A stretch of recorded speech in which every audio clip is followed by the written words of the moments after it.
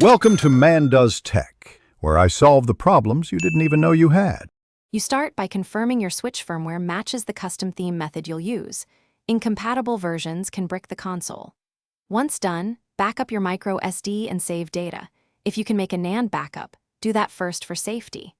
Then connect the card to your computer, place the required payloads and theme files in the correct folders on the micro SD root, and eject safely.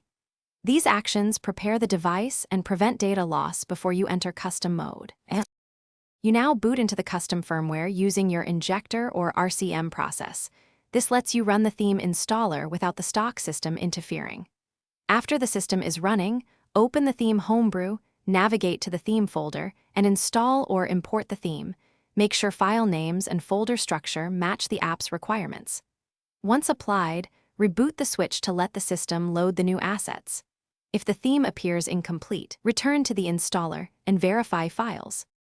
Complete the process by confirming the theme works across menus and games. Make small adjustments in the theme app if needed. If something breaks, make sure file paths and case sensitivity match exactly, then reapply. If problems persist, restore your backup or remove the theme to return to stock behavior quickly. Finally, keep your payloads, firmware compatibility notes, and theme files updated, and always shut down safely to reduce corruption risk. This protects.